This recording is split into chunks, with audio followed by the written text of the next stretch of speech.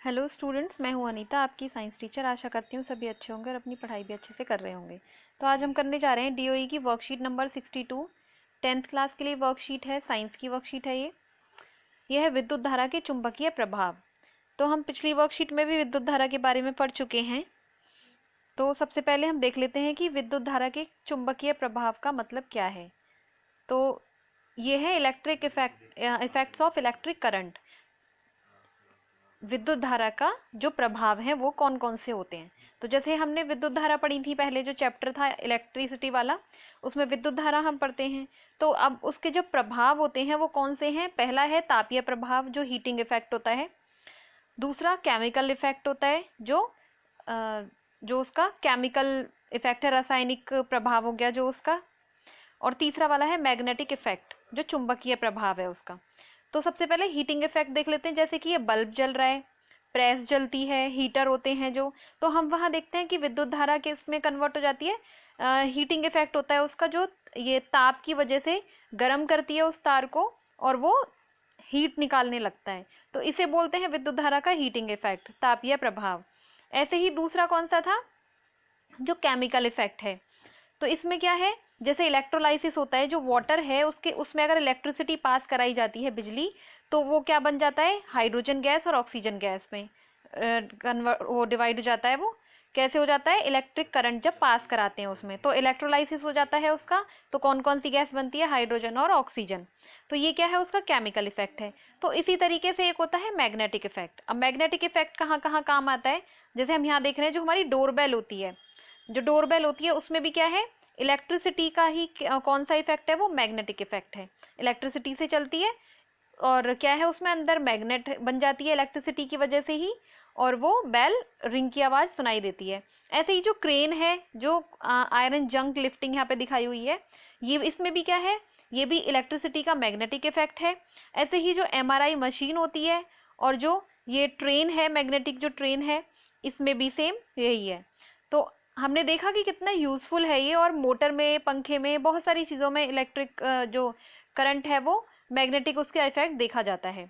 तो हम देखते हैं वर्कशीट में, यहाँ पे है विद्युत धारावाही वृत्ताकार पाश के कारण चुंबकीय क्षेत्र।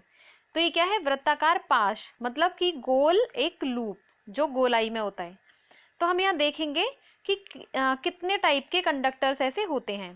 तो यहाँ पे हम देख रहे हैं जैसे कि ये क्या है, 3 टाइप्स के आपको दिखाई दे रहे हैं। पहला कौन सा है, स्ट्रेट वायर।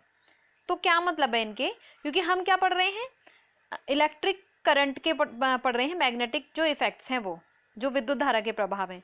तो जो विद्युत धारा जो देखेंगे, एक तो एक तार में यदि हमने लगाया हुआ है कंडक्टर, कंडक्टर मतलब कोई भी लोहे का हमने टुकड़ा लिया हुआ है, लोहे की छड़ ली हुई है जो भी।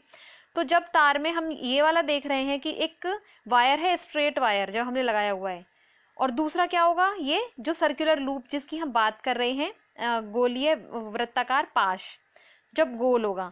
और ये कौन सा है, जो सोलेनोइड होता है, परिनालिका, जिसकी हम अभी आगे बात करेंगे। तो इतने टाइप के हम इसमें ले सकते हैं, जो कंडक्टर्स लेते हैं।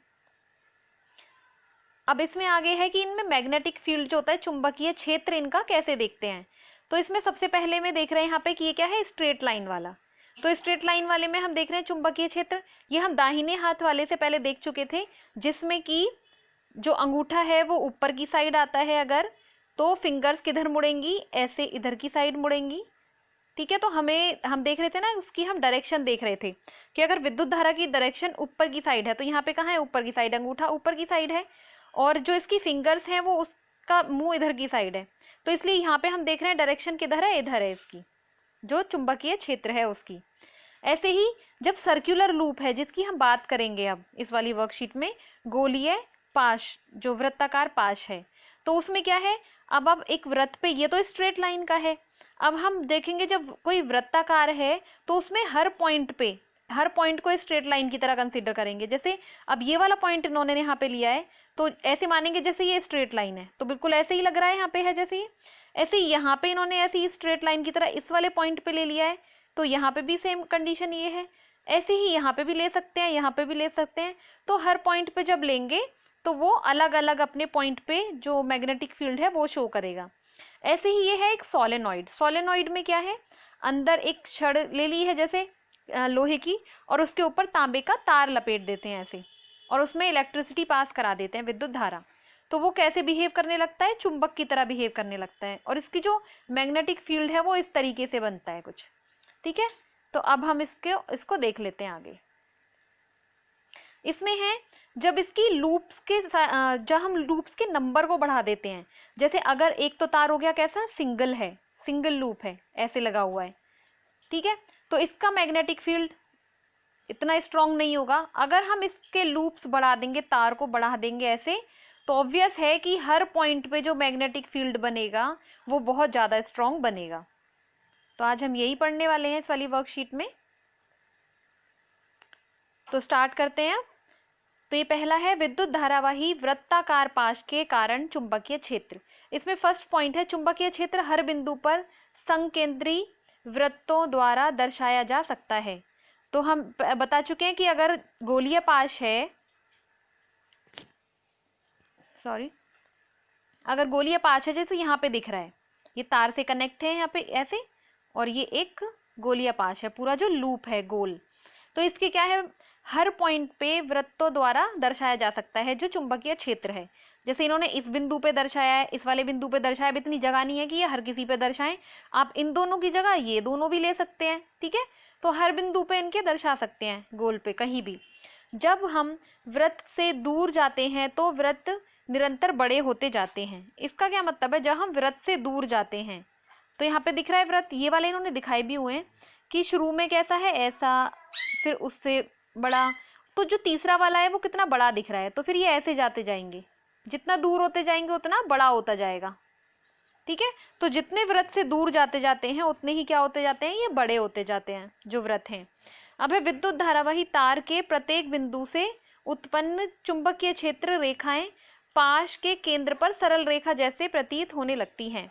तो हम यहाँ देख रहे हैं 2 पॉइंट यहाँ पे हमने लिए थे, तो गोल गोल ये निकलती गई निकलती गई निकलती गई ऐसे करके, क्योंकि बड़ी भी हो रही है ना धीरे धीरे, ऐसे ऐसे इनका वृत्त भी बड़ा होता जाएगा, फिर यहाँ वाला और बड़ा होता जाएगा, तो ऐसे ही सेंटर में आते आते कैसी हो जाती है, स्ट्रेट हो जाती हैं। और ऐसे ही यहाँ से पहले ऐसे आया, फिर उससे बड़ा, फिर उससे बड़ा, तो ये धीरे धीरे कैसी होती जाती है, स्ट्रेट होती जाती है। फिर है पाश के अंदर चुंबकीय क्षेत्र की दिशा एक समान होती है। अब देख रहे हैं कि पाश के अंदर कैसी होगी, चुंबकीय क्षेत्र की जो दिशा होगी वो एक समान ही होगी, क्योंकि यहाँ इस वाले पॉइंट से देख रहे हैं तो भी साउथ से नॉर्थ की साइड ही है, इधर की साइड ही है, यहाँ पे भी इधर की साइड ही है, साउथ से नॉर्थ की साइड जा रहा है, तो क्या होगा, दिशा इनकी एक ही साइड रहेगी। अब है विद्युत धारावाही वृत्ताकार पाश के चुंबकीय क्षेत्र को प्रभावित करने वाले कारक। अब कि ऐसे कौन कौन से कारक हैं जो चुंबकीय क्षेत्र को प्रभावित कर सकते हैं, वृत्ताकार पाश के बारे में बात हो रही है यहाँ पे बस अभी। तो पहला वाला है चुंबकीय क्षेत्र डायरेक्टली प्रोपोर्शनल टू चालक में से प्रवाहित होने वाली धारा। तो डायरेक्टली प्रोपोर्शनल है किसके, चालक में से प्रवाहित होने वाली धारा। डायरेक्टली प्रोपोर्शनल का मतलब क्या होता है कि जो लेफ्ट साइड वाली टर्म है, अगर इसको बढ़ाएंगे तो ये भी बढ़ेगी, और अगर इसको बढ़ाएंगे राइट साइड वाली को तो लेफ्ट वाली भी बढ़ेगी।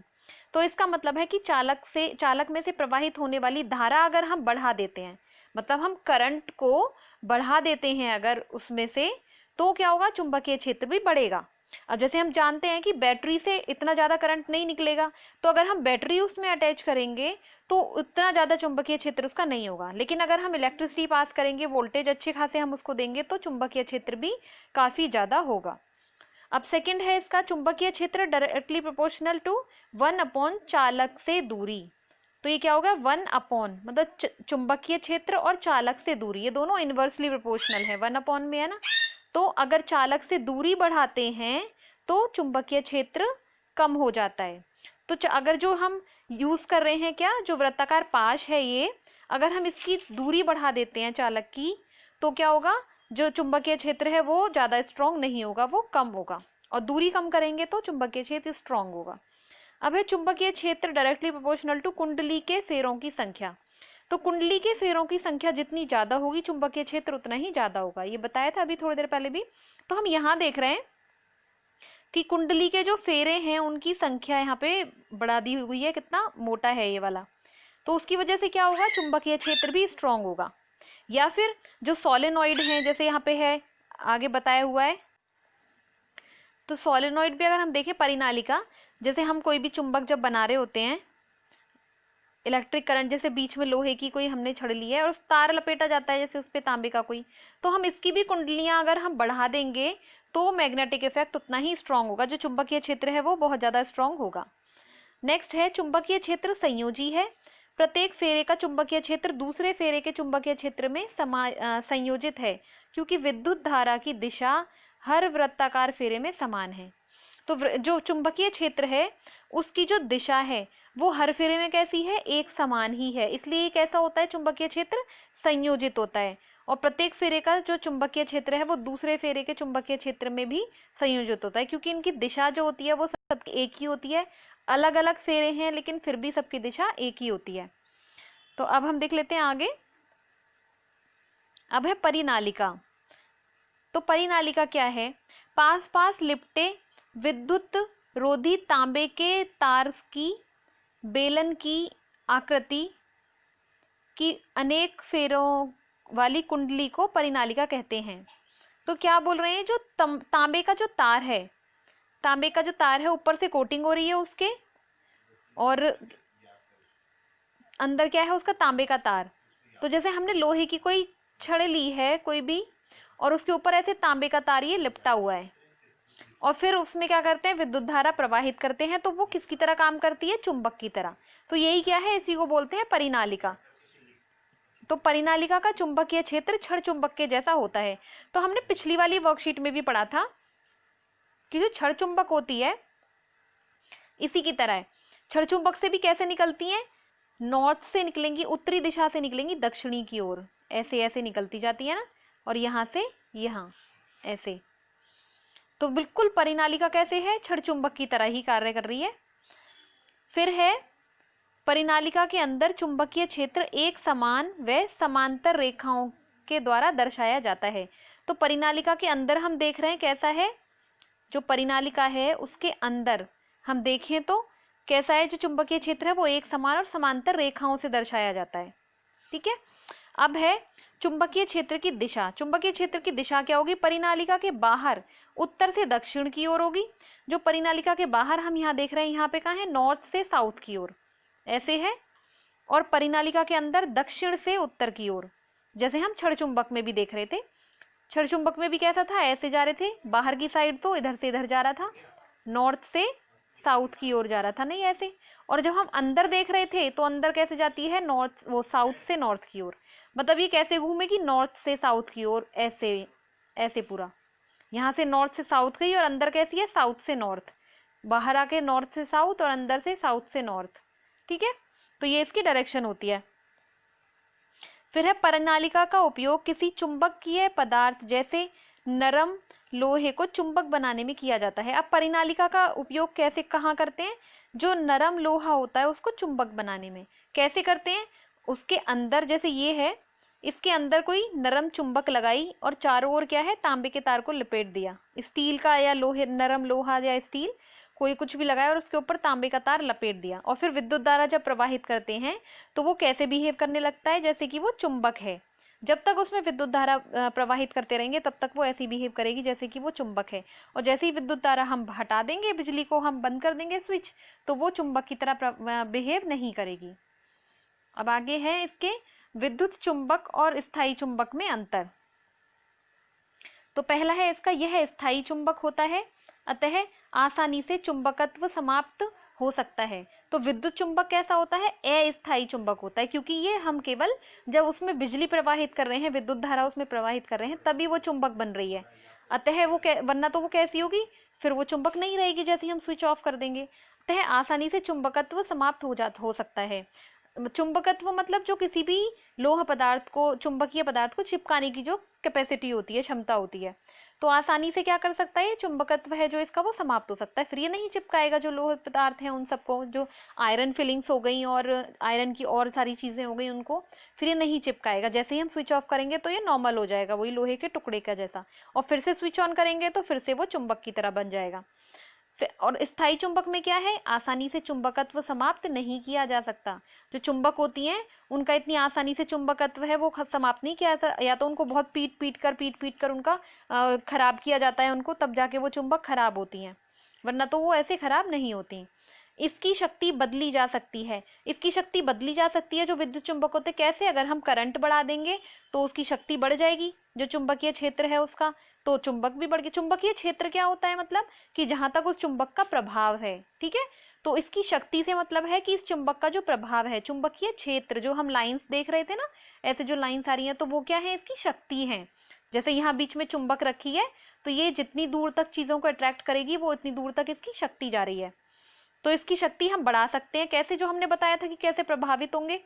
एक तो करंट अगर हम बढ़ा देंगे, जो विद्युत धारा है उसको हम बढ़ा देंगे, ज्यादा करंट उसको देंगे तो शक्ति बढ़ जाएगी, और उसको जो चालक है उसको पास रख देंगे तो भी शक्ति बढ़ेगी, ठीक है। तो और भी चीजें थी, कुंडली हम बढ़ा देंगे, अगर तारों की जो कुंडलियां हैं वो बढ़ा देंगे तो भी उसकी शक्ति बढ़ेगी।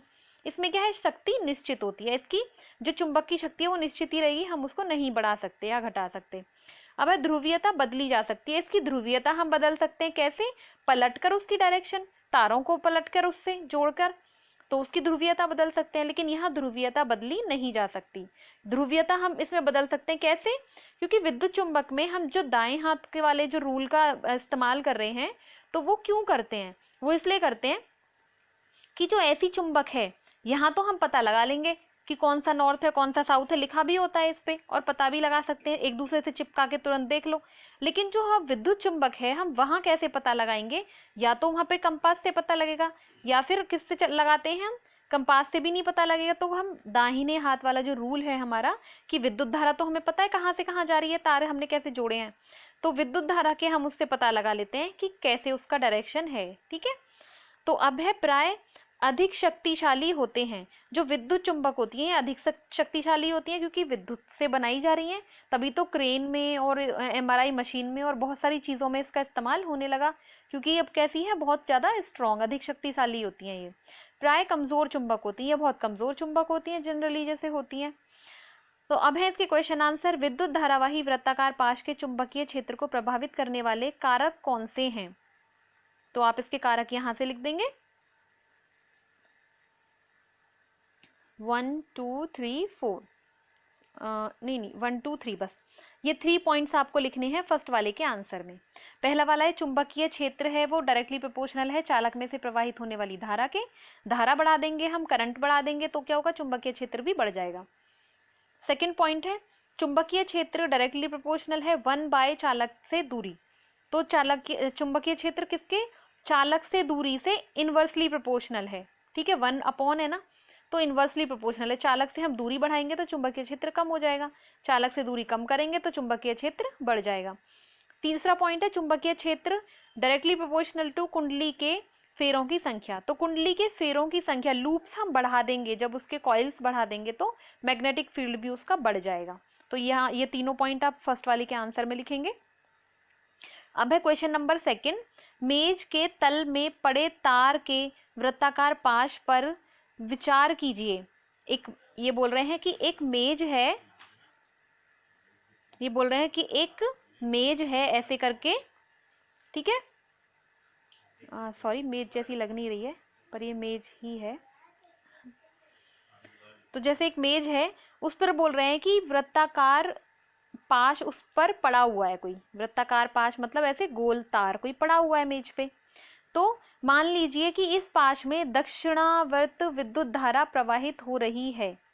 दक्षिण हस्त अंगुष्ठ नियम के लागू करके पाश के भीतर व बाहर चुंबकीय क्षेत्र की दिशा बतानी है। तो मान लीजिए कि इसमें जो दिशा है वो ऐसे है, ठीक है, ऐसे बह रही है, जो उसकी विद्युत धारा की जो दिशा है, दक्षिणावर्त है ये, तो उसकी विद्युत धारा की दिशा ऐसे प्रवाहित हो रही है।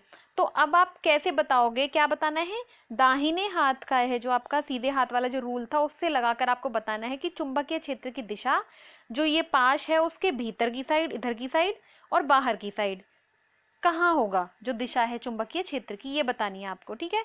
तो इसका आंसर हम कर लेते हैं, और तीसरा क्वेश्चन भी हम देख लेंगे इसके बाद। ये है विद्युत चुंबक क्या है, यह कैसे बनाया जा सकता है। तो हम दूसरे का आंसर यहाँ से देख लेंगे,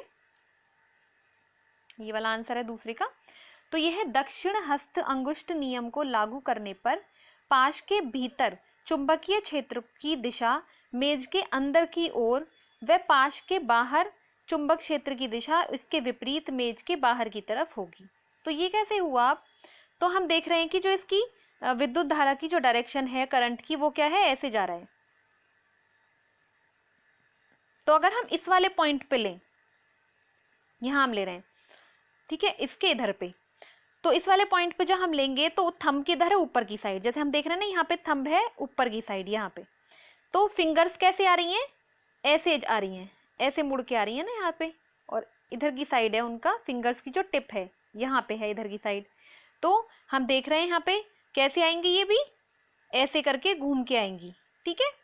यहाँ से ऐसे ये फिंगर आ रही है, जैसे ये ऐसे ऐसे, ठीक है, ऐसे करके ये घूम के आएगी। और अगर हम इस वाले पॉइंट पे लेते हैं तो हम अंगूठा लेंगे ऊपर की साइड और अपना हाथ करके आप देखेंगे तो अंगूठा जैसे इधर की साइड लिया है तो फिंगर्स कैसे आएंगी, ये ऐसे आएंगी, ठीक है। तो क्या हुई इसकी दिशा, ऐसे करके जा रही है, ये ऐसे करके जा रही है, ठीक है। तो यहीं पे ऐसे दिखाया हुआ है। तो अब इससे क्या देख रहे हैं हम इस वाले डायग्राम में कि जो ये बाहर की साइड है लूप के, तो दोनों साइड क्या दिख रहे हैं कि चुंबकीय क्षेत्र की दिशा बाहर की ओर है, यहाँ से जैसे अंदर से बाहर निकल रही हो, ऐसे ये है ना दिशा यहाँ से। और अगर हम देखें पाश के अंदर की साइड, चुंबकीय क्षेत्र की दिशा अंदर की ओर है, यहाँ पे ऐसा लग रहा है कि मेज के अंदर की ओर जा रही है, ठीक है। यही डिफरेंस बताना है। इधर भी ऐसे बाहर देख रहे हैं तो ऐसा लग रहा है कि ऊपर की ओर जा रही है, और अंदर देखें तो ऐसा लग रहा है अंदर की ओर जा रही है, ठीक है। तो इसको आप ध्यान से देख लीजिए एक बार, आपको ये डायग्राम ऐसे बनाना है। वृत्ताकार पाश है ये जो रखा हुआ है, एक वृत्ताकार लूप है टेबल के ऊपर रखा है, और ये क्या है, चुंबकीय क्षेत्र की दिशा अंदर की ओर दिखाई जा रही है यहाँ पे, और दूसरे वाले में चुंबकीय क्षेत्र की दिशा बाहर की ओर दिखाई जा रही है, ठीक है। तो आप ऐसे दूसरे वाले का आंसर आप ऐसे लिखेंगे। अब है क्वेश्चन नंबर 3, विद्युत धारा के प्रभाव, विद्युत धारा के प्रभाव से जब लोहा चुंबक की भांति कार्य करने लगता है उसे विद्युत चुंबक कहते हैं या इलेक्ट्रोमैग्नेट। क्या किसे कहते हैं, विद्युत चुंबक क्वेश्चन था, विद्युत चुंबक किसे कहते हैं, तो किसे कहते हैं, विद्युत धारा के प्रभाव से जब लोहा चुंबक की भांति कार्य करने लगे, ठीक है। वो एक लोहे का टुकड़ा ही है, स्टील का टुकड़ा है, लेकिन जब उसमें हम बिजली प्रवाहित कर रहे हैं तो वो कैसा बन गया, चुंबक की तरह कार्य करने लगा। तो यही क्या है, विद्युत चुंबक, इलेक्ट्रोमैग्नेट। अब कैसे बनाएंगे, विद्युत चुंबक बनाने के लिए नरम लोहे के टुकड़े पर तार लपेटकर उसमें विद्युत प्रवाहित की जाती है, तो यह टुकड़ा चुंबक की तरह कार्य करता है, ठीक है। उस पर जब तार लपेटा जाता है, तांबे का तार ऊपर से, और फिर बिजली उसमें प्रवाहित की जाती है, तो जो टुकड़ा है वो कैसे काम करने लगता है, चुंबक की तरह। तथा यह जब तक चुंबक बना रहता है तब तक इसमें विद्युत धारा प्रवाहित होती रहती है। जब तक इसमें बिजली प्रवाहित होती रहेगी तब तक ये क्या करता रहेगा, ये चुंबक की तरह कार्य करता रहेगा। इसका उपयोग विद्युत घंटी, मोटर, पंखा आदि में होता है, ठीक है। और भी एग्जाम्पल आपको बताए, MRI मशीन में, क्रेन में, और ट्रेन होती है जो मैग्नेटिक ट्रेन, उसमें, तो बहुत सारी जगह इनका यूज होता है, और जो डोरबेल्स होती हैं उनमें भी। तो अब देख लेते हैं क्वेश्चन नंबर 4, ये है परिनालिका क्या है, परिनालिका में एक समान चुंबकीय क्षेत्र कहाँ होता है। तो आप इसका आंसर यहाँ से लिखेंगे, परिनालिका क्या है, यहाँ से लिखेंगे, पास पास लिपटे विद्युत रोधी तांबे के तार की बेलन की आकृति की अनेक फेरों वाली कुंडली को परिनालिका कहते हैं। और फिर कहाँ लिखेंगे, फिर ये वाला पॉइंट, परिनालिका के अंदर चुंबकीय क्षेत्र एक समान होता है, वह समांतर रेखाओं के द्वारा दर्शाया जाता है, ठीक है। पहले यहाँ से और यहाँ तक परिनालिका कहते हैं, और फिर लिखेंगे ये वाला पॉइंट, यहाँ से और यहाँ तक। तो ये आप लिखेंगे चौथे वाले के आंसर में। अब है 5वां, विद्युत चुंबक व स्थायी चुंबक में अंतर स्पष्ट कीजिए। तो आप इसका आंसर यहाँ से लिखेंगे, विद्युत चुंबक दिया हुआ है यहाँ पे और स्थायी चुंबक दिया हुआ है, दोनों के अंतर आप लिखेंगे, ठीक है। तो आशा करती हूँ आपको वर्कशीट समझ में आई होगी। Thank you for watching, have a nice day.